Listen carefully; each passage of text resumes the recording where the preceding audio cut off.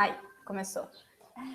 Então, agora, depois de ter colocado essas questões, eu vou propor uma discussão um pouco mais conceitual para a gente pensar nesse debate sobre a pobreza e sobre a desigualdade social.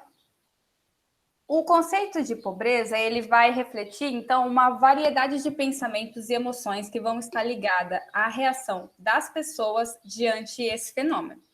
Então, a gente pode perceber que a definição da pobreza ela está diretamente relacionada com as afirmações sociais do estilo de vida das pessoas, que vai diferir, né, relativamente às posições geográficas e temporais em que elas estão localizadas.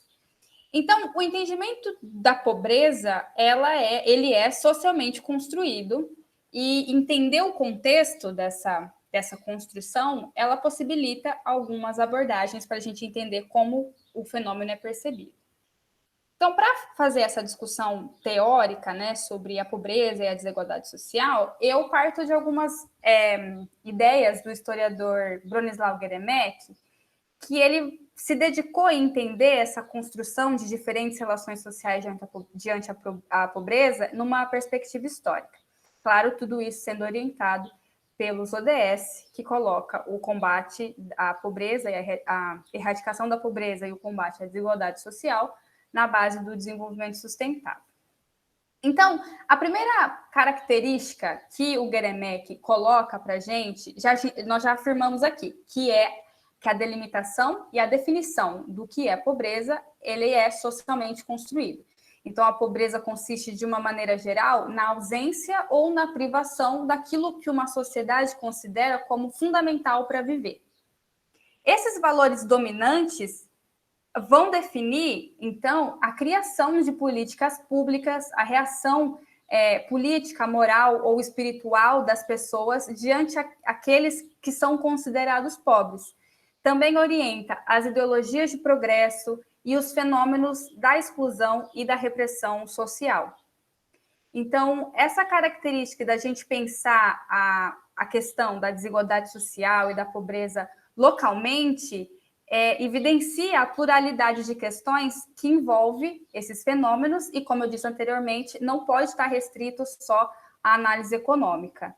Então, o estudo sobre a pobreza e sobre a desigualdade social, a gente diz, né, que é tão importante para as ciências sociais quanto são para os economistas, porque ele vai afetar diretamente no funcionamento, na mentalidade e na estrutura de uma sociedade. Essas diferentes ramificações epistemológicas, né, da análise da desigualdade social coloca a segunda característica que o Geremek aponta sobre os limites para definir o que é a pobreza e o que a desigualdade social é em si. Então, quais são as características indicativas da desigualdade social? Essa introdução dos temas sociais no debate sobre a pobreza e sobre a desigualdade social vai demonstrar essa insuficiência na análise pautada nos rendimentos, porque a pobreza vai muito além disso. Então, é preciso pensar nas oportunidades de educação, é preciso pensar nas questões de saúde de qualidade, essas questões da migração, tudo isso interfere nos debates sobre desigualdade social. Então, a pobreza está diretamente ligada à privação dos direitos, né? Como eu disse, dá um emprego digno, a educação de qualidade, e tudo isso vai evidenciar a importância da análise histórica diante desses fenômenos.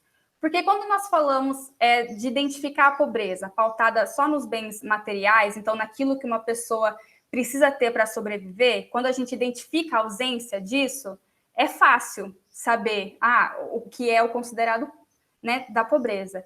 Só que essa análise ela vai ficando um pouco mais complexa quando a gente assinala as mudanças históricas dos padrões considerados importantes para a sobrevivência. Com o passar do tempo, esses padrões se modificam e a análise dessas transformações que vai tornar o fenômeno ainda mais complexo para a gente delimitar. Então, quando nós colocamos essas questões da definição da pobreza enquanto uma construção social baseada nos padrões de estilo da vida dominante, como um fenômeno complexo que vai englobar diversas áreas da vida humana e tem como resultado final a privação dos direitos, tudo isso vai desencadear uma condição que o Gueremec coloca para a gente, que é a do sentimento de inferioridade. Então, a pobreza ela acaba ocupando um estatuto social, que vai definir a localização e os papéis sociais daquelas populações consideradas pobres. Esse sentimento de inferioridade, construído a partir da exclusão da vida social, que é a exclusão, a pedra fundadora da desigualdade social, é promovido também pelas classes dominantes, que vão reforçar uma divisão de espaços e atividades específicas para cada grupo nos centros urbanos. Então, nós temos lugares em que uma determinada classe frequenta e a outra não pode, e essa delimitação do imaginário social vai construir esse sentimento desses grupos. Então, essa ruptura, ela desenvolve um sentimento de identificação e de aproximação dos grupos, em que a pobreza vai aparecer como uma maneira de viver e vai encontrar uma interação complexa de diversos elementos, socioculturais, econômicos, políticos, psicológicos, biológicos e ecológicos. Esses processos da não participação da sociedade em abundância, que o Gueremec coloca, de humilhação pela baixa qualidade de vida, da necessidade de recursos de assistência social, de espaços urbanos habitados especificamente para alguns grupos, a bagagem cultural que é gerenciada pelas experiências, tudo isso faz com que a pobreza determine ainda atitudes culturais e comportamentos específicos na vida social. Essas colocações que eu coloquei aqui vão chamar a atenção para a importância da gente pensar no mercado de trabalho, na luta contra as desigualdades sociais. Tendo em vista que, quando nós falamos de oportunidades de emprego digno, que vai além da análise da renda, que a gente tem falado desde o começo, ela também vai além disso. Então, as pessoas que estão inseridas no mercado de trabalho, elas se constituem como agentes participativos na sociedade. E aí eu separei, então, o caso das mulheres, que eu considero bastante pertinente para ilustrar essas questões colocadas aqui. Então, nós temos os efeitos da industrialização, que vai atingir sistematicamente as mulheres de uma maneira desigual. Porque, além dele reduzir as indústrias domésticas, que eram a principal fonte de renda das mulheres no século XIX, ainda que sejam trabalhos de baixa remuneração, a industrialização vai separar a casa do local de trabalho. E, ao fazer isso, as mulheres elas são excluídas em larga escala daquela economia publicamente reconhecida, que é o do salário, né, pago às pessoas. Isso vai agravar ainda mais aquela tradicional inferioridade em relação aos homens, porque vai desenvolver uma nova dependência das mulheres sobre os homens, que é a dependência econômica. Além disso, nós temos as mulheres que desempenham os trabalhos domésticos ou aqueles trabalhos que não são remunerados, então eles estão associados aos ofícios improdutivos, que excluem as mulheres de outros processos, inclusive daqueles de decisão familiar. Só que, por outro lado, essa mesma divisão de dentro da família, que vai hierarquizar os trabalhos domésticos e os trabalhos assalariados, também vai atingir as mulheres que trabalham fora de casa. Então, ainda as mulheres que têm trabalho assalariado, elas são excluídas de outros processos, porque elas se deparam com a dupla jornada de trabalho, às vezes até a tripla jornada de trabalho. Então, nós temos a desigualdade de gênero, podemos perceber ainda na ausência de subsídios àquelas mulheres que trabalham nas áreas rurais, na desvalorização do reconhecimento do trabalho de mulheres para a produção de alimentos, na produção de recursos naturais, no baixo número de mulheres em cargos de lideranças e nos postos de tomada de decisão. E essas exclusões todas vão gerar um modelo de desenvolvimento que não vão considerar as necessidades humanas como um todo, né? A pluralidade de indivíduos que compõem a sociedade. Essa rápida passagem sobre alguns problemas vividos pelas mulheres ligadas ao mercado de trabalho também coloca a questão da luta contra a pobreza e contra a desigualdade social, que vocês percebem que tem várias ramificações, não estão só ligadas, né, ao emprego, porque ele é uma oportunidade de renda, vai muito além. essa análise, então, ela vai testemunhar que a tomada de consciência sobre a fragilidade de algumas instituições sociais, aí nós podemos colocar a universidade pública aqui, e a desigualdade dos direitos não permite que uma importante parte da população, e agora a gente abre para homens e mulheres, de participar nos efeitos do desenvolvimento. E essas considerações devem ser levadas em conta quando nós falamos de redução de desigualdade e quando nós falamos do fenômeno da pobreza. Então, para a gente aprimorar ainda mais essa discussão, eu gostaria, então, de abrir agora para a participação de vocês, e para isso eu vou colocar algumas questões para a gente conversar. Eu vou apresentar aqui, aí vocês me dizem se vocês estarão vendo. Deixa eu colocar aqui. Vocês estão vendo a minha tela? Estão? Estamos sim, Cíntia.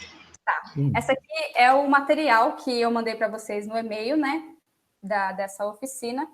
Então, vocês veem aí, nós temos um texto de apresentação, essa introdução que nós fizemos até agora. Não aparece o texto, aparece o teu computador.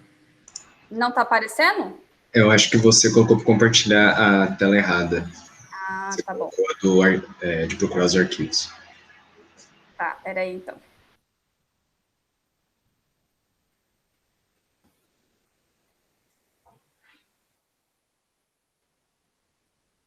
Deixa eu abrir aqui de novo.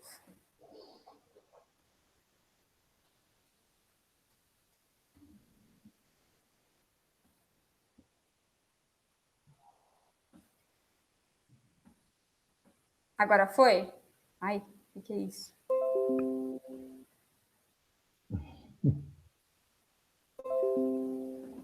Foi agora? Vocês veem? Agora sim.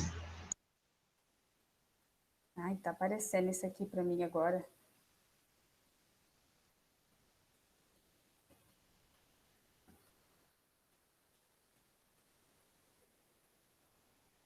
Acho que eu vou ter que fazer o login aqui no Facebook. Só um minuto, gente. Não estava acontecendo isso antes.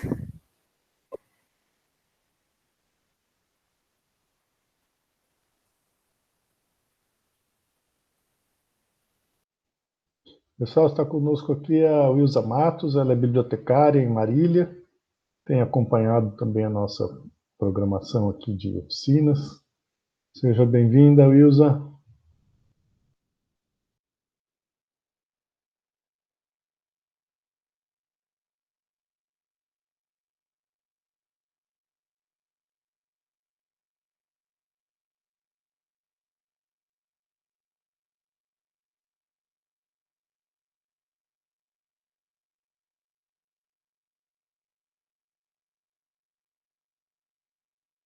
Agora vocês veem? Sim? Sim, sim. Sim. Tá. Então, essa aqui é a proposta da atividade para a gente construir um debate. Então, eu coloquei uma tirinha, né, da Mafalda. Como vocês podem ver, então, é uma conversa entre as duas personagens, em que uma delas está expressando a opinião que ela tem sobre os pobres, né? Então, ela começa aqui: não tenho nada contra os pobres, pelo contrário, acho que precisam de ajuda e compreensão. E tem mais, estou convencida de que a maioria das pessoas pobres não faz isso por maldade. Então, o que eu proponho para nortear essa nossa discussão é em cima dessa tirinha. Então, como que vocês percebem a reação dessa personagem diante a pobreza? Qual que é o significado da mensagem que o Quino, né, tenta colocar com essa tirinha? E como que vocês se deparam se vocês, né, se deparam com algumas atitudes parecidas com a dessa personagem no cotidiano de vocês? Então, eu gostaria de ouvi-los, né, pensando aqui a partir dessa tirinha. Eu parabenizo a Cíntia pela excelente apresentação. Nossa, Cíntia, você é excelente professora mesmo. Não sei se você vai assumir a docência, mas posso dizer que você vai fazer a diferença. E o Paulo também foi, né, uma retrospectiva histórica importante aí, né, dos movimentos migratórios. Essa tirinha me irritou bastante, se era esse o objetivo que você queria, você conseguiu.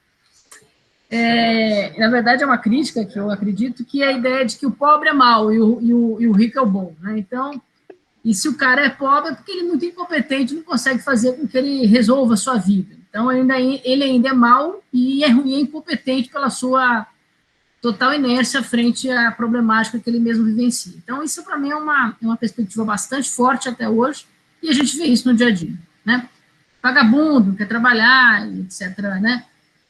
Se tivesse estudado, talvez não tivesse estado nessa situação, se não tivesse, né? Então, é sempre um apontar o dedo, né? Uma perspectiva nada uma igualitária e humanística. Então, eu vejo um excelente exemplo da desumanização de tudo.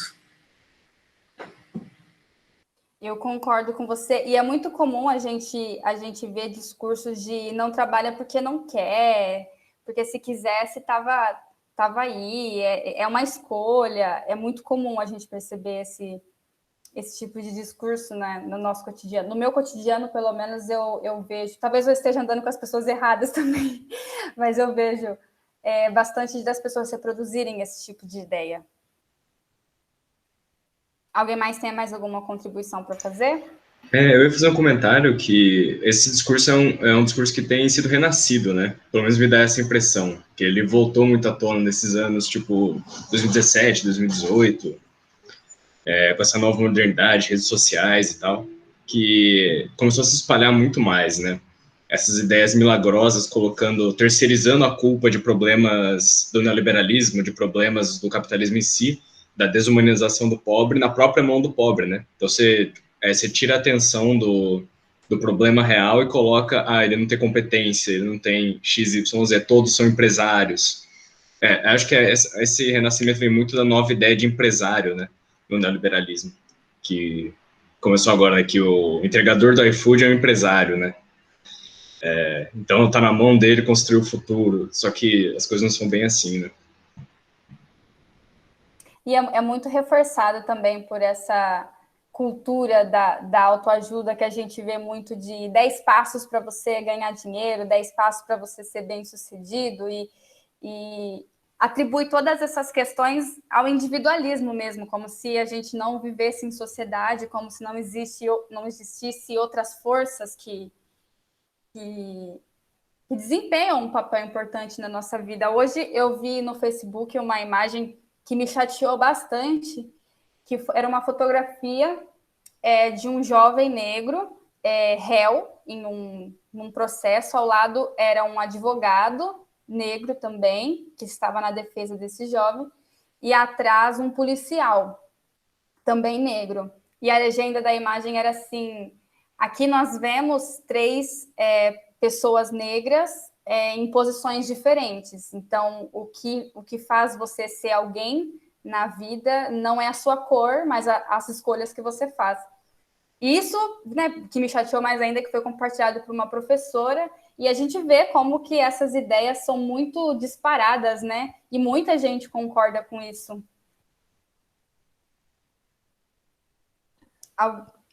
Deixa eu ver se eu consegui. Vocês me ouvem? Sim, ouvimos. Então consegui resolver meus problemas técnicos. Bom, boa tarde a todas e todos. É um prazer aqui estar com vocês, aprendendo bastante nesta sessão como na anterior. Eu gostaria de fazer um rápido comentário a respeito da Tira, que foi muito feliz na escolha, porque ela, na sua pertinência, nos possibilita articular 2 temas que fazem muito presentes, ou se fizeram muito presente na sessão de hoje e se fazem muito presente na discussão não só das ODS, mas na questão do enfrentamento da questão da pobreza. A primeira coisa que me chama a atenção nesta tira, que coloca que a percepção da pobreza passa, assim como a questão da percepção da imigração, pelo que o Paulo chamava a atenção de minimizar as assimetrias de poder e as desigualdades estruturais da sociedade, ou o seu mero desconhecimento, quando não mesmo ignorância do peso das estruturas de organização da sociedade sobre a percepção do indivíduo sobre as condições de vida em que ele se faz, né? E também sobre os poderosos e nem sempre visíveis constrangimentos que se interpõem ao nosso grau de liberdade de escolhas, né? Por trajetórias biográficas, por trajetórias sociais e por trajetórias institucionais também. Então, o primeiro apontamento seria esse. E o segundo, agora já voltando ao tema mais geral dos debates de hoje, diz respeito que essa percepção, inclusive, que responsabiliza a pobreza, em parte, pelos insucessos do funcionamento da dinâmica social, também estava presente, em alguma medida, ainda que um tanto quanto dissimulada, nos primeiros relatórios da ONU. Eu penso particularmente no relatório Brundtland, em que responsabilizava a pobreza por a insustentabilidade do desenvolvimento.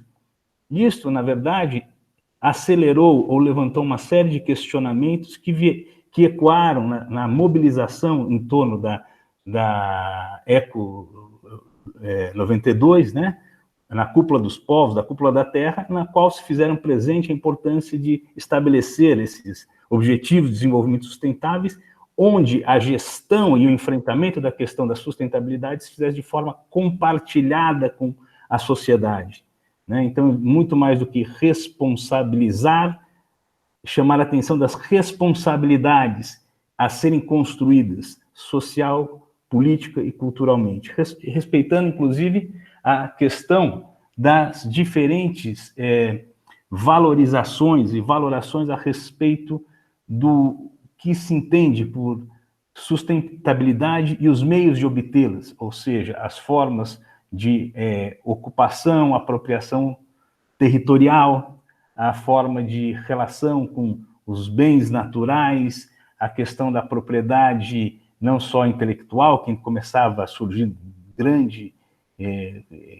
questões em termos da questão da propriedade intelectual, inclusive da propriedade intelectual sobre o domínio do conhecimento da natureza, que escancara nos anos 90 com a questão da biogenética, com a engenharia genética, com as nanotecnologias e assim por diante, mas também com os saberes tradicionais que, no seu modo de cultivar formas alternativas ou não hegemônicas de cuidados com os bens naturais, né, com os recursos naturais.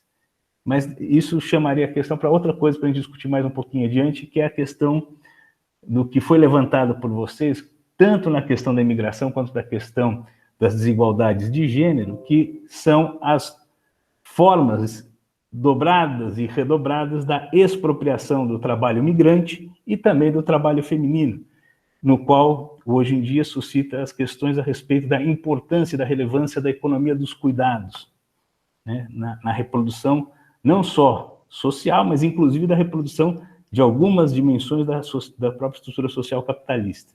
Então, a economia do cuidado não é só uma coisa emancipatória, assim como tem muitos traços da modernidade, tem a questão lá do emancipatório, mas também tem a sua incorporação em mecanismos de regulação e reprodução da estrutura social. Mas isso é um pouquinho além, a gente retoma mais adiante, ou numa outra oportunidade. Mas é isso mesmo, né? Essas conferências, né, dos temas sociais da década de 90 das Nações Unidas foi muito importante para se debater sobre, né, o compartilhamento dos benefícios do desenvolvimento, né, para que atinja a todos de maneira equitativa. E isso quer dizer também na valorização do trabalho não remunerado, do trabalho doméstico, dos saberes tradicionais. Tudo isso entra nesse debate com certeza. Alguém gostaria de fazer mais algum comentário sobre essa atividade? Então, vou passar para a segunda, que agora é pensando sobre as desigualdades sociais, né? Então, a gente pensou nessa questão da pobreza, e agora pensando, então, na redução das desigualdades, para além, né, da análise pela renda, eu gostaria que vocês compartilhassem com a gente aqui, nas atividades que vocês desempenham, né, no cotidiano de vocês, como que vocês percebem a desigualdade social? Então, seja ela desigualdade de gênero, seja, né, preconceito racial, como que vocês percebem essas desigualdades nos espaços que vocês frequentam? Porque a desigualdade, né, é um fenômeno complexo que atinge, né, diversas dimensões. Então, como que vocês percebem a desigualdade social? Olá, Paulo. Comentar. Gostaria, inclusive, de dar um depoimento sobre uma experiência que eu tive durante esses anos que eu estive em Piracicaba de mestrado e doutorado. Eu tive a oportunidade de participar de um grupo de amigos que nós fazíamos um trabalho voluntário com moradores de rua. Então, nós levávamos lanches para eles. E também levávamos algumas doações de roupa. Mas, além de levar o alimento e levar a roupa, que era algo material, que era o que, né, muitas vezes eles precisavam, a gente levava atenção para eles. Porque é algo que assim, eles tinham muita carência. Então, assim, eles ficavam muito felizes, com certeza, com o alimento que a gente levava, com as roupas. Mais do que isso, o tempo que a gente dava para eles, para esses moradores de rua, né? Então, assim, sentar com eles 5 minutinhos, 10, que fosse, e escutar um pouco da vivência deles, e eles comentavam, né, essa invisibilidade durante o dia, eles ficavam na calçada e muitas vezes eles faziam esse depoimento de que eles eram invisíveis na rua, né, no cotidiano. Então, assim, o simples fato de nós pararmos e darmos 5, 10 minutinhos do nosso tempo para eles, valia muito mais do que, inclusive, o alimento e o material, né, que a gente estava dando para eles. Então, aí eu fico refletindo sobre essa fala da Cíntia, né, que realmente a pobreza, ela não deve ser focada na renda, mas em todas as outras, né, em todos os outros sentidos de carências que as pessoas têm.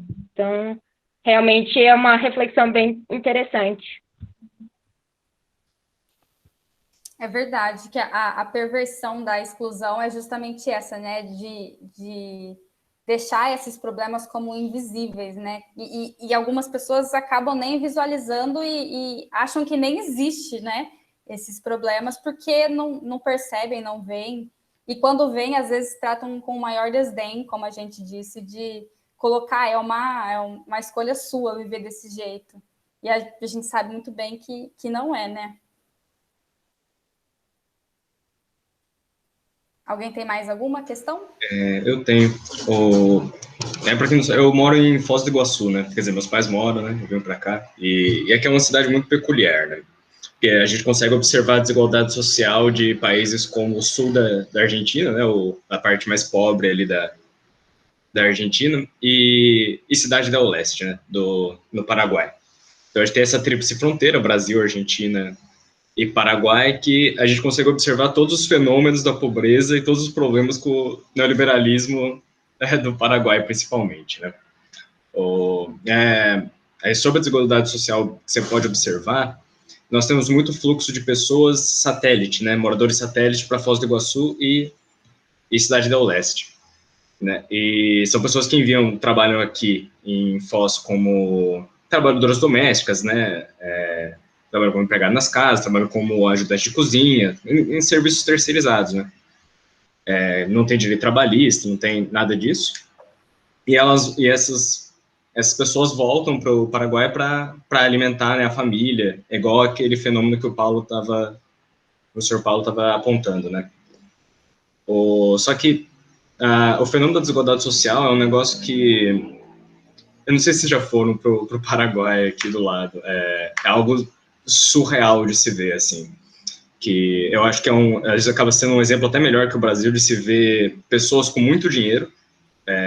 Você anda pela rua, assim, você vê carros de preços inimagináveis, assim, que entram em estacionamentos, em qualquer lugar, mais fechado possível, e você vê crianças de 10 anos grávida com filho no colo pedindo dinheiro, sabe?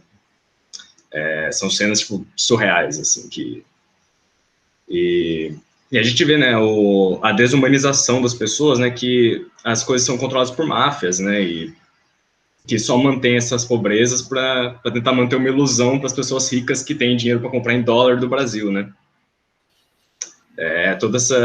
O máximo que eles conseguem deixar dessas pessoas invisíveis, sabe, de expulsar dessas áreas de comércio. Vem toda essa discussão da desumanização do povo, né. Só mostrando como é horrível por aqui. Olha, Lucas, pode falar. Não, pode falar sim, depois eu falo.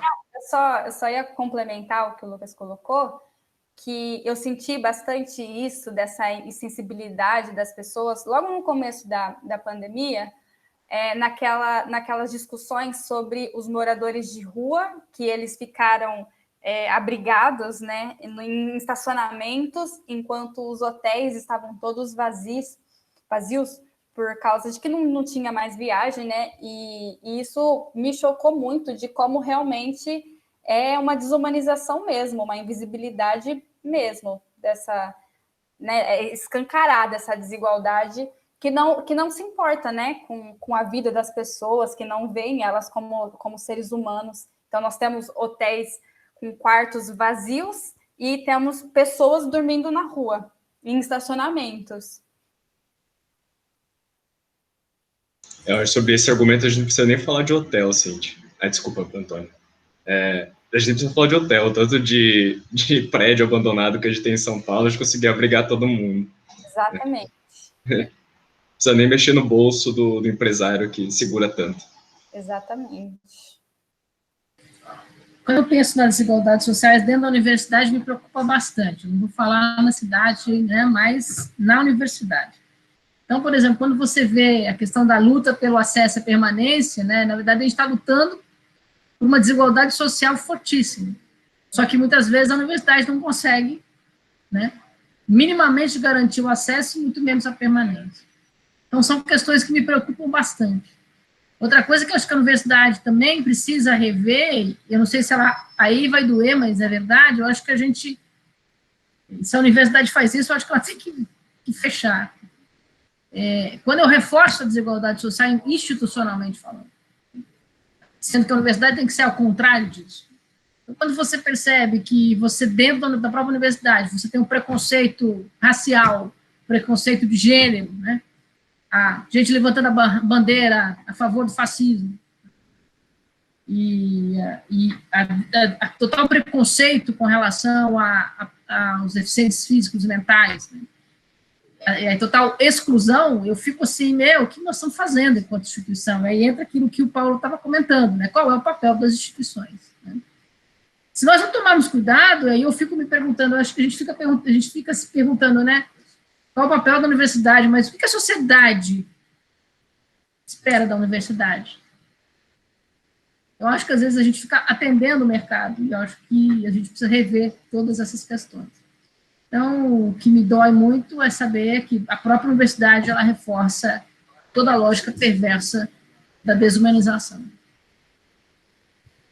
Eu pegaria uma carona aqui, se me permitem, na fala da professora Maria Antônia, que mais, se não mais grave, mas tão grave quanto a invisibilidade da desigualdade, é a invisibilidade da forma como as desigualdades se reforçam mutuamente.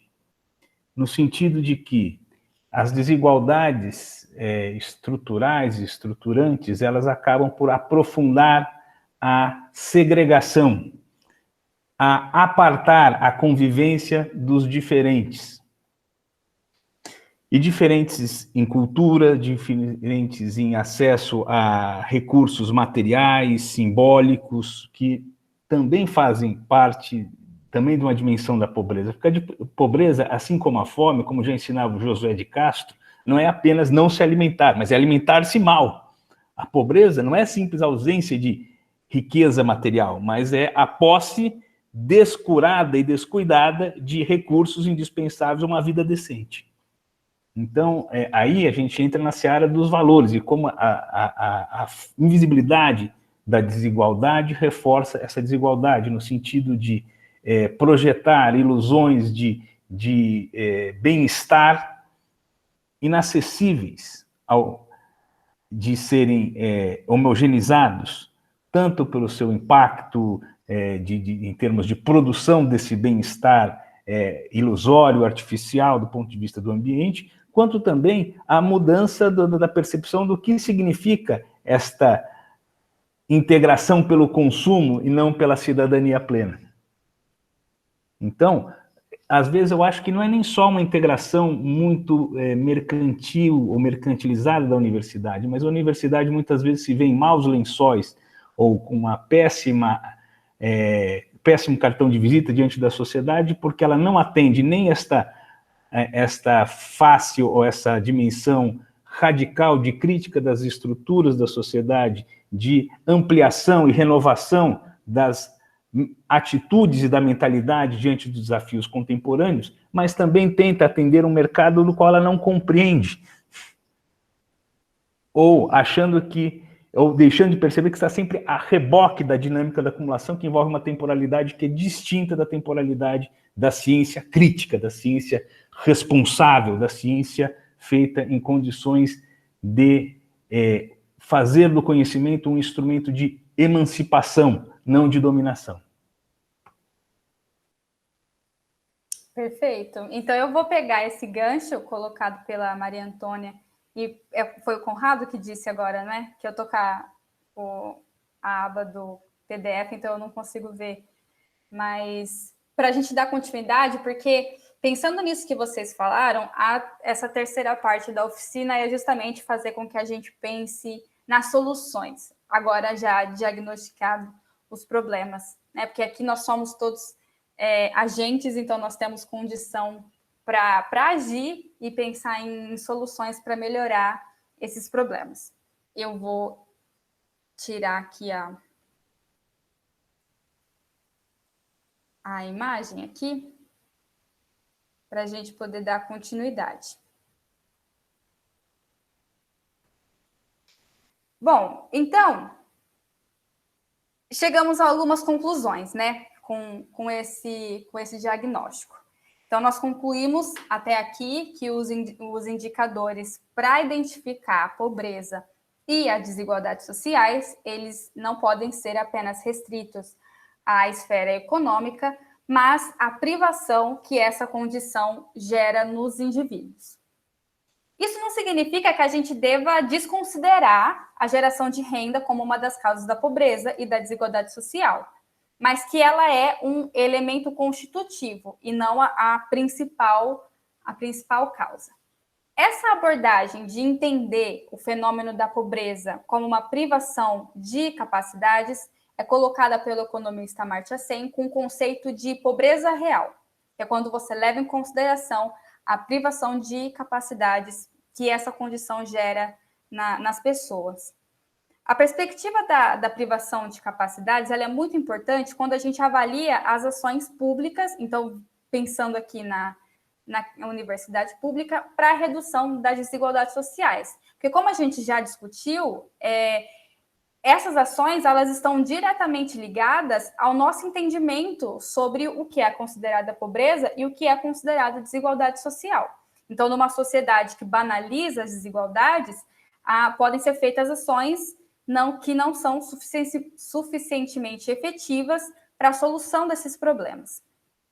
Então, a abordagem das capacidades, ela vai considerar, então, além disso, os elementos específicos que diferenciam os grupos e que tornam mais complexo a desigualdade social. Então, como a questão do gênero, a questão da idade, da localização geográfica, que tudo isso é um instrumento muito importante para diferir quais ações devem ser tomadas sobre cada grupo.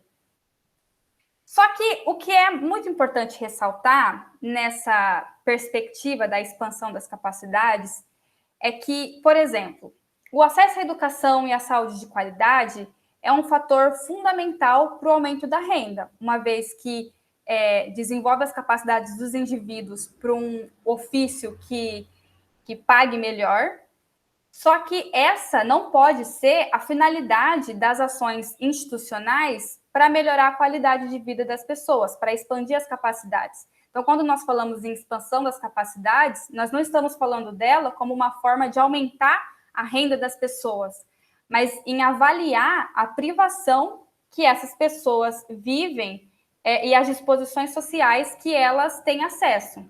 Então, a abordagem da expansão das capacidades é proporcionar às pessoas que elas possam ter a vida que elas valorizam para elas.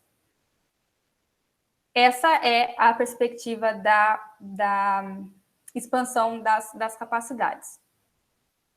Então, existe uma variedade focal, que é o conceito que o Amartya Sen coloca para a gente, no exame das desigualdades, que é justamente isso, identificar a especificidade de cada grupo e pensar em ações que pensem na expansão das capacidades desses grupos. Então, quando a gente pensa, por exemplo, na análise da renda, que uma comunidade pode ser considerada desenvolvida, pensando na renda, só que quando a gente leva em consideração a longevidade, ou quantas pessoas têm acesso à educação, ou qual comunidade tem maior participação das mulheres, esses resultados eles se modificam. Então, essa variedade focal é muito importante para a gente pensar nessas capacidades, na privação das capacidades. E aí a gente volta para a questão do mercado de trabalho, porque essa questão do desemprego ela é bastante interessante para a gente pensar a perspectiva da pobreza como uma forma de privação de capacidades. Porque se a perda da renda fosse tudo o que o desemprego acarreta, ela poderia ser facilmente resolvida, talvez com auxílio renda, pensando essas questões adicionais de custos sociais, enfim. Mas se fosse só a questão da renda, é um problema fácil de identificar.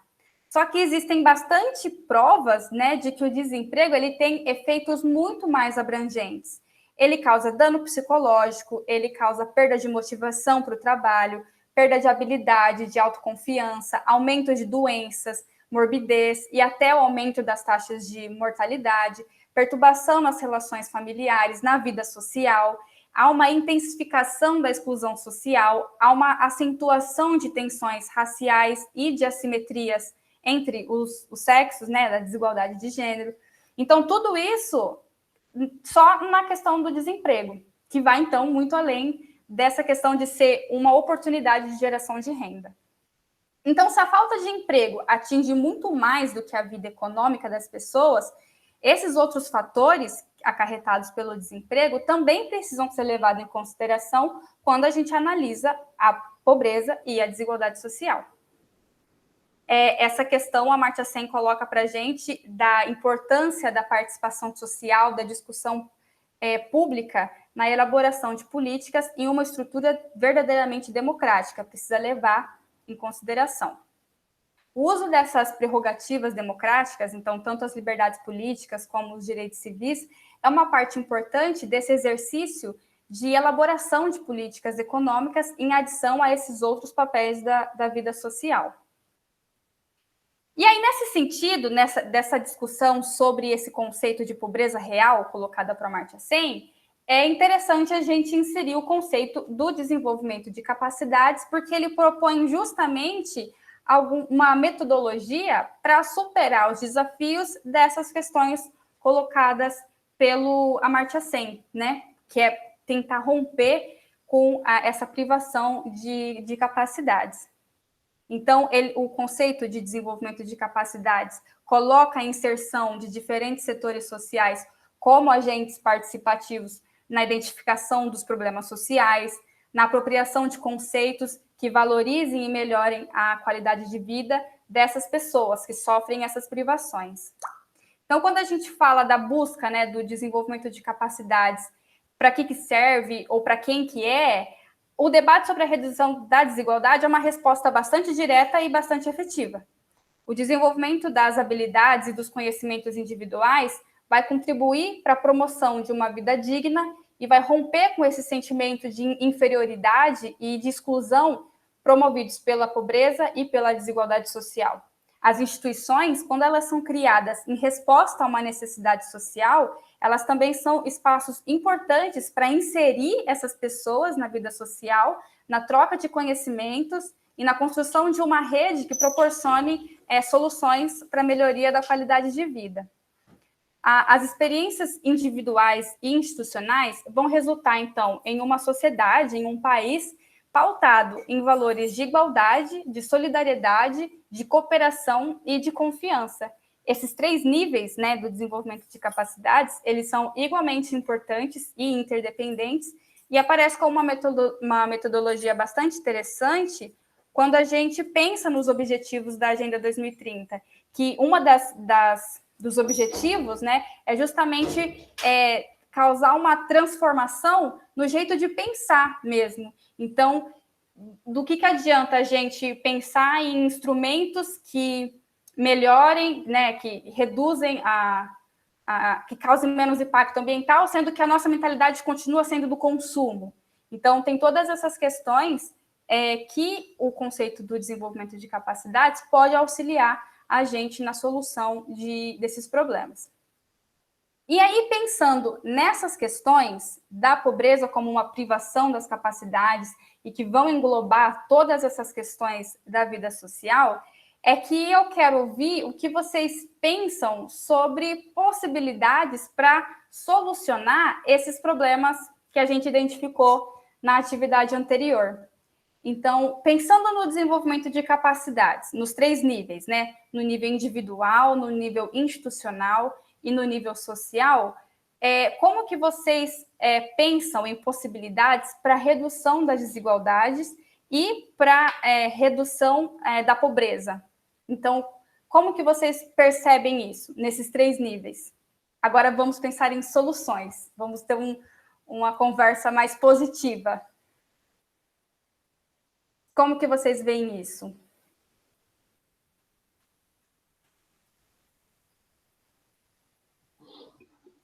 Eu penso que eu fico até de um lado triste, porque eu percebo que para a gente, estou pensando na universidade, não estou falando, porque isso ainda me preocupa bastante.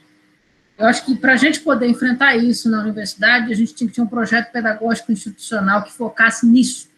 Infelizmente, eu não tenho. E eu provavelmente não vou ter nesses 4 anos que virão.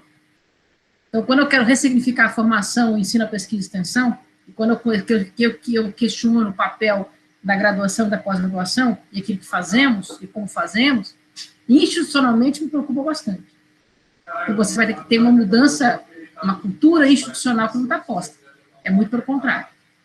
A lógica que está posta hoje é de fortalecimento dessa desigualdade.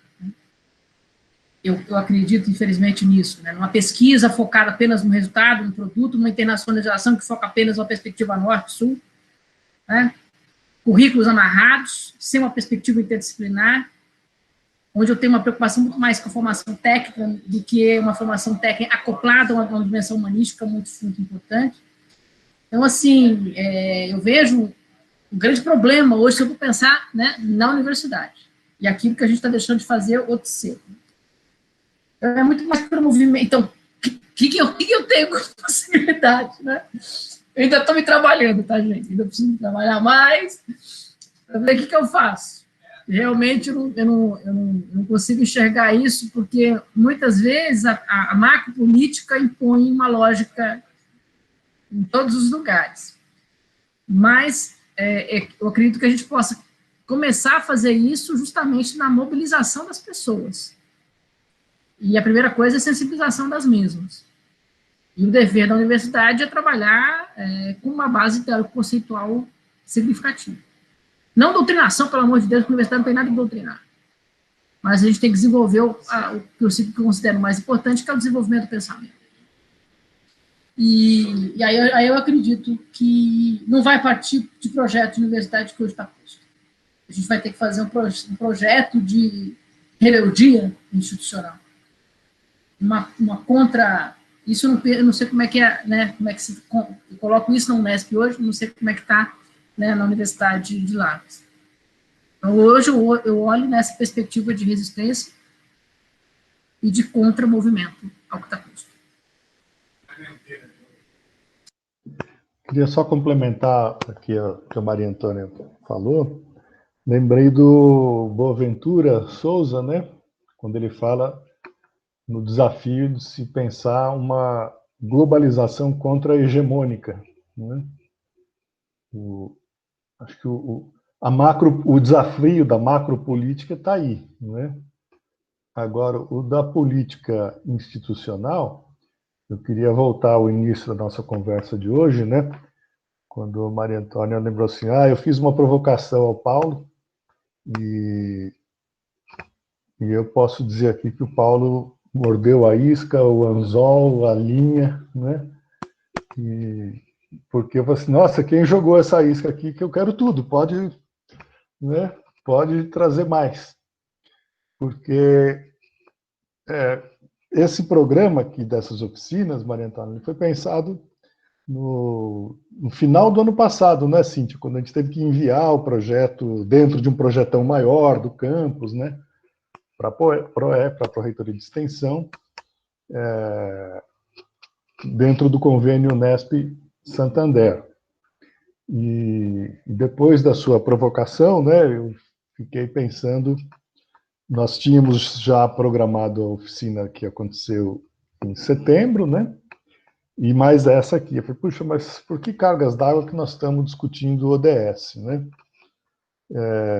E a resposta foi um pouco fácil e rápida, né? Porque a sociedade quer e precisa, né? Mas depois eu fiquei muito pé da vida comigo mesmo, porque, assim, mas que diacho, por que nós temos que atender a sociedade como se nós fôssemos um balcão de serviços, e nós não somos, né? Porque eu posso atender a sociedade, eu posso atender o empresariado, eu posso atender os refugiados, eu posso atender a polícia militar, eu posso atender o IBAMA, eu posso atender todo mundo, né? A sociedade, enfim, né? Mas a universidade pública é isso? Ela é um balcão de atendimento de serviços? Ou ela é, nos termos aqui do ODS 16, né, uma instituição com responsabilidades sociais e que, na medida em que ela se torna um balcão de atendimento, ela deixa de ser um sujeito ativo, não é, na intervenção social.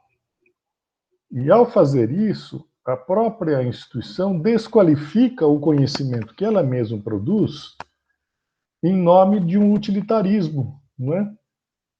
Que pode variar do atendimento da demanda do mercado, mas pode se estender para o atendimento das demandas sociais, né? Bom, eu faço opção por atender as demandas sociais. Tudo bem, mas aí nós estamos no âmbito do juízo de valores, né? Quem prefere atender o mercado, quem prefere atender, né, os indicadores institucionais de produção, quem prefere atender, né, a inclusão social, mas nós não estaríamos colocando aí os meios, né, na frente dos fins, porque onde é que está o conhecimento crítico e a autonomia da universidade enquanto instituição social que deve dar à sociedade não serviços e produtos, né, apenas, mas deve se apresentar como um sujeito social crítico, né, consciente, e agente da mudança, né, agente da transformação, a partir daquilo que ela tem de especificamente seu, que é a capacidade, e aí estamos no âmbito do desenvolvimento das capacidades institucionais, individuais e sociais, não é? Na elaboração desse conhecimento transformador, não é? Transformador das personalidades individuais, transformador das instituições, transformador dos valores culturais, não é?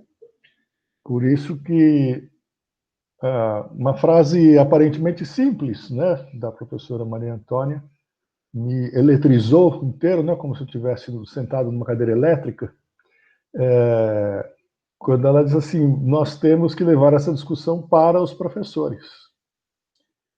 E é isso, porque a universidade ela tem que se apresentar como um sujeito autônomo e consciente, e não como um sujeito, uma instituição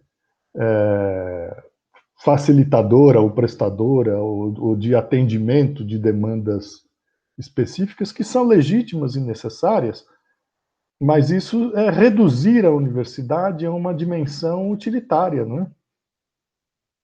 Quando o alcance e a sua razão de ser não é meramente utilitária.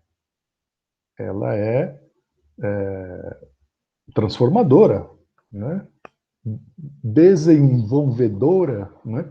De capacidades e de criatividade. Não é? Nós somos ou não somos capazes de criar uma globalização contra-hegemônica? Nós somos ou não somos capazes de apresentar um plano de reformas e de transformações estruturais que não só assegurem a sustentabilidade, mas que mude os padrões de produção e de consumo?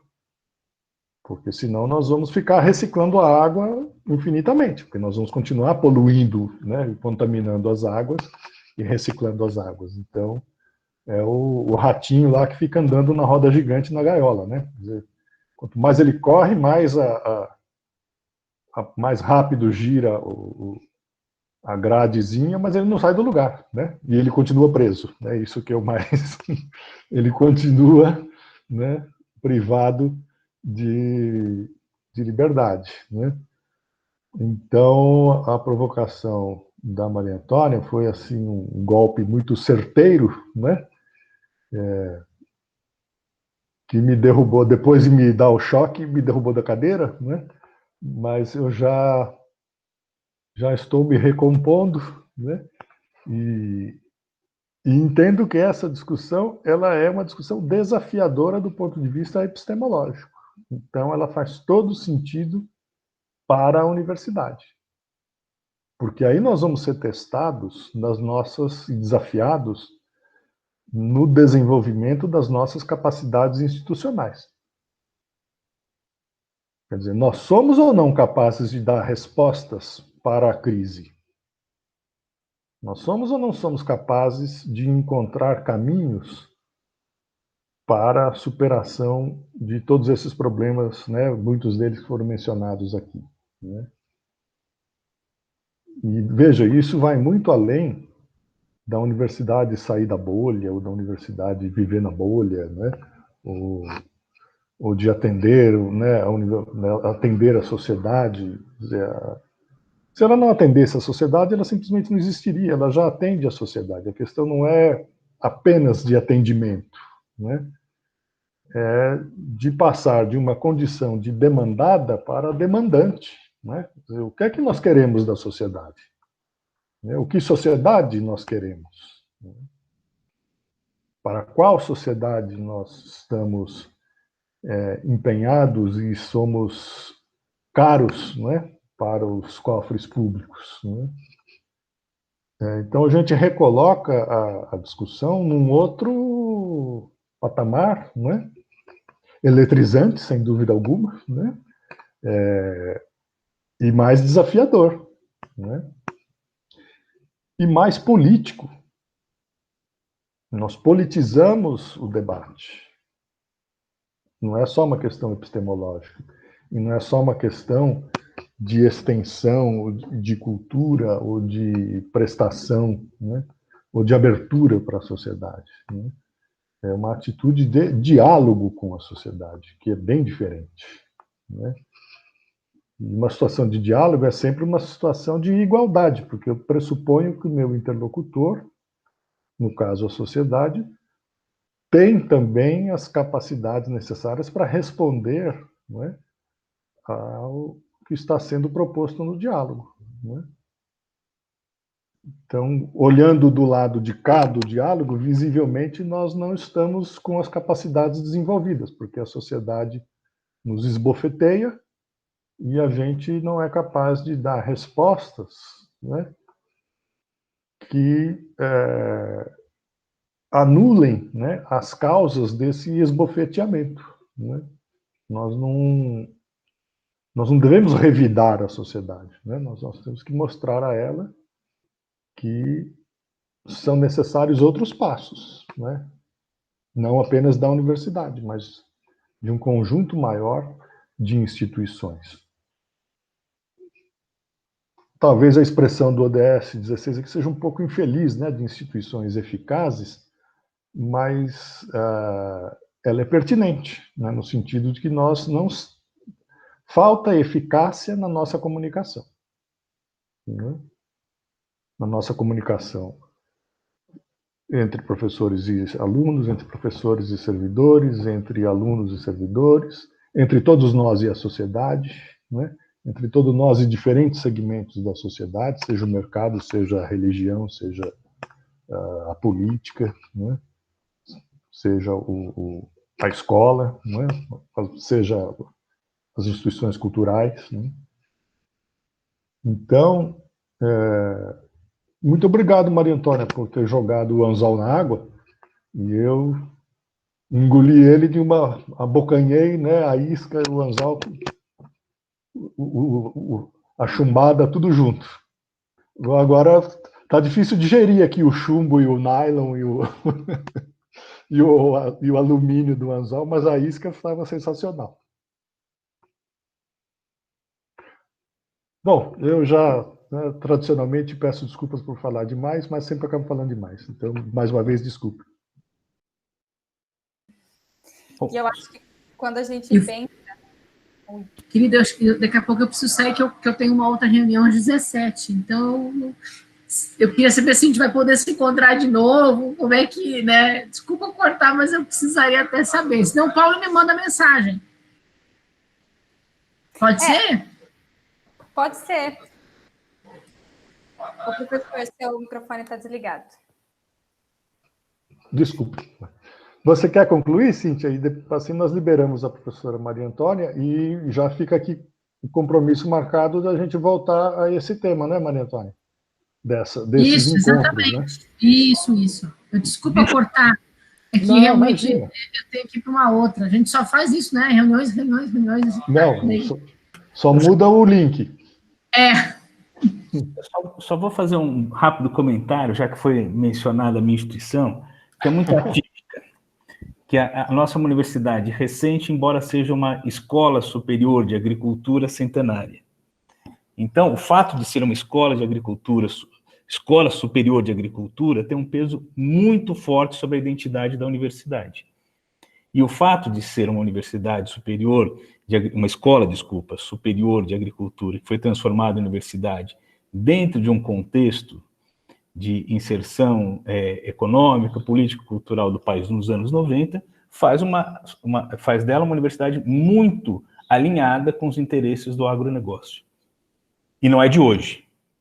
Isso, eu acho que é uma relação, eu diria, quase que centenária também, como o Paulo, inclusive, avaliou um trabalho de uma aluna nossa, nos periódicos da velha Escola de Agricultura de Lavras, onde já estava presente o foco extremamente utilitário, pragmático e de balcão de serviços da universidade, né? Então, só para ir direto ao ponto, eu acho que é um desafio colocado de forma muito pertinente, porque, distorcendo um pouco, mas tentando respeitar o sentido das palavras do Paulo, a pobreza tem a sua dimensão territorial, e a universidade anda muito pobre. Então, nesse sentido, pobre em capacidade de reflexão crítica, de se colocar na altura da complexidade dos desafios colocados pelo nosso tempo. Talvez isso exija, e aí talvez a perplexidade nossa e também da sociedade, primeiro porque, como o Paulo bem ressaltou, como também a Maria Antônia, muitos de vocês colocaram em diferentes formas, a questão de como a universidade não leva ou não tem levado a sério o diálogo com os diferentes setores que constituem a nossa sociedade extremamente plural e desigual. Primeiro ponto. O segundo ponto é que esse diálogo não é um diálogo que nos fragiliza, mas é preciso reconhecer através desse diálogo que as categorias e as estruturas de pensamento com qual nós nos acomodamos a pensar a realidade presente está muito aquém da complexidade e da natureza dos desafios do mundo presente, que são desafios epistemológicos, mas também políticos. E esta ilusória neutralidade axiológica da ciência a qual nós estamos acostumados a praticar empobrece a capacidade reflexiva e crítica da universidade, empobrece não só a sua atividade fim da universidade, que é o pensamento crítico, mas também empobrece o debate político da sociedade como um todo, dentro da qual nós também somos parte, e vivemos, existimos dentro da sociedade, como instituição e como indivíduos que participam dessa instituição cravada ou incrustada dentro dessa sociedade complexa e desigual. Eu paro por aqui, porque senão eu tenho mania de falar muito também, igual o Paulo, então eu paro por aqui, eu estou me policiando. Gente, foi muito bacana esse nosso encontro aqui. Cíntia, você queria falar? Assim nós podíamos já caminhar para o encerramento, né? Porque tem todo mundo aí, compromissos na sequência. Não, só gostaria de agradecer a presença de todos. Quando a gente pensa nessas questões, a gente sempre percebe como tem trabalho a ser feito, né? Uma vez eu brinquei com o professor Martinez que eu tinha que parar de ver ele, porque sempre que a gente se via, a gente pensava em alguma coisa para fazer. Então, eu espero que essas oficinas tenham sido esses espaços para a gente pensar que a gente tem trabalho para fazer, e um trabalho de qualidade, né? Que é isso que a universidade faz, trabalho de qualidade. Então, obrigada pela presença de todos. Espero que eu tenha conseguido colocar uma comunicação interessante, né, sobre esses temas dos ODS, que tenha ajudado pelo menos um pouquinho vocês. Sim, foi muito bom esses encontros, né? E como disse aqui o Conrado, esse não foi o último de uma série, mas o primeiro de uma nova série, né? Que vem aí pela frente com novas participações, né? Temos aqui o Conrado, a Maria Antônia, os orientandos de Rio Claro, né? A Bruna que está lá na Colômbia, o Lucas em Foz do Iguaçu, né? Então nós já começamos a conquistar o mundo, né? Ainda não percebemos, mas gente, então protocolarmente aqui, muito obrigado, né? Foi maravilhoso mais uma vez, né, estar com vocês, encontrá-los também, foi muito bacana. Não sei, Maria Antônia, como é que nós damos sequência? Falamos sobre isso depois? Infelizmente eu vou ter que ir para outra reunião, mas eu gostaria depois de marcar com vocês, sim, para a gente pensar estrategicamente como é que a gente encaminha isso de forma institucional, envolvendo, inclusive, outras instituições, né? Uhum. Eu acho que a gente pode fazer muito bem um movimento dentro da Unesp, mas correlato às outras universidades parceiras. Eu já estou chamando de universidades parceiras. Perfeito. Acho que esse grupo aqui mesmo pode ser o ponto de partida, né? A gente se comunica para ver uma data aí conveniente para todo mundo. Tá. Peço desculpas, mas eu aprendi bastante e foi um prazer maravilhoso estar com vocês, apesar da distância. Muito obrigada mesmo, gente. Prazer, Conrado. Espero conhecê-lo pessoalmente também. Opa, beijo, prazer. Gente. Muito bom. Boa reunião, Maneta. Prazer em conhecê-lo, prazer em conhecer todos os demais aí. Tá joia. Um beijo grande. Tchau para você. Tchau, Maneta. Muito obrigado, viu? Eu que agradeço. Tchau, gente.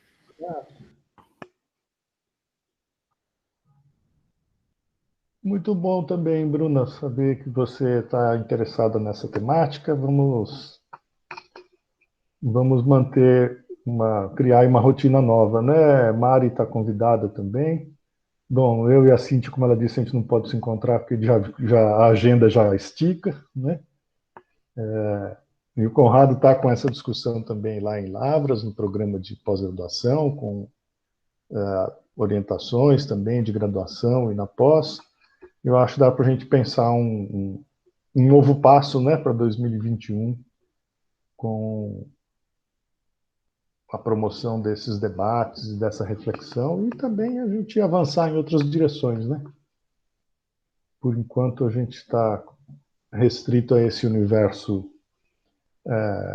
digital de diálogo, que é muito bom, muito oportuno, mas o mundo está lá fora, né? Nós é que estamos fora dele, não é o mundo que estamos escondidos, né, refugiados do mundo. Então, ficamos combinados assim, a gente marca um novo encontro. Tudo bem? Combinado. Pessoal, obrigado aí pela brilhante exposição de hoje, da outra oportunidade, no qual aprendi bastante, que embora eu já tenha algum tempinho, pouco tempo que eu estou envolvido com o programa de desenvolvimento sustentável, ainda estou engatinhando nessas discussões, então tem sido muito esclarecedoras essas reuniões aqui. E eu vou também me despedir que eu tenho outra atividade, e se vocês puderem, eu aproveito inclusive para convidá-las e convidá-los, que ontem iniciou e hoje e amanhã vai ter a sequência, deixa até eu não sei o nome do evento aqui certinho, mas é um seminário em homenagem e para discussão de políticas públicas de combate e erradicação da pobreza, em homenagem à Ana Fonseca, que foi a coordenadora do programa Bolsa Família e teve um papel importante na articulação de políticas de enfrentamento à pobreza, né, que está, eu posso até depois encaminhar para o Paulo, encaminho para vocês, porque eu não sei como é que eu faria para compartilhar isso aqui, o endereço do YouTube, mas é fácil achar. Vocês procuram o seminário Ana Fonseca, Políticas Públicas e Cidadania, Enfrentamento de Desigualdades, vocês acham facilmente. É um evento patrocinado pela Unicamp e pela PUC Campinas. Então ontem teve o José Graciano falando sobre o programa da FAO, que foi premiado pelo Prêmio Nobel da Paz esse ano, né? E hoje vamos discutir algumas construções políticas de alternativas de políticas públicas de enfrentamento à pobreza, com a participação de pessoas ligadas ao Fórum Ana Fonseca, a Miriam Belchior, que foi ministra também de Desenvolvimento e Assistência Social, e uma série de personalidades da área das políticas públicas e instituições da sociedade civil ligadas ao enfrentamento da pobreza. Desculpa também por falar demais, mas um abraço para vocês e espero encontrá-las em uma outra oportunidade. Muito obrigado pela dica, viu, Conrado? Muito legal. Já vou encaminhar agora pelo WhatsApp, daí você repassa para a turma aí. Tá, a gente compartilha aqui. Tá bom? Obrigadão, viu? Imagina, um abraço a vocês. Um abraço, Conrado. Prazer em revê-los digitalmente, virtualmente. Até logo, logo, né? Até uma próxima aí, tá bom? Abraços. Tchau. Mari, Bruna, Wilza, obrigado por tudo, muito prazer, né? Através da professora Maria Antônia a gente se articula aí, depois a gente cria vamos pensar essa rede aí que o Conrado sugeriu, né? Dentro da Unesp, com instituições de fora da Unesp, para a gente ir agregando gente e gerando reflexão crítica e ações aí mais duradouras, né? De alcance mais prolongado, né? Foi um prazer enorme conhecer vocês, participar desse encontro hoje. Muito obrigada. E eu espero continuar a encontrá-los mais vezes. Vamos nos encontrar sim, Mari. Muito obrigado, viu, pela sua participação. A Bruna mandou também aqui um recadinho pelo chat, né? Também foi muito bom, Bruna, ter você aqui no grupo. Vamos manter contato. O Wilson, não sei se está aí ainda, se saiu, mas obrigado de toda forma. Concluímos por hoje, Cíntia? Concluímos com sucesso. Foi ótimo, muito bom o debate, as questões que você trouxe, foi muito legal. Vamos depois pensar aí o relatório que a gente vai ter que fazer, mas vamos agora descansar a cabeça um pouco. Tá certo, vamos nos falando. Combinado, então. Parabéns aí, a gente se fala amanhã, o que é quarta-feira? Amanhã é quarta. Não. Amanhã tem o SIC, então nós temos conversa na quinta de manhã, né?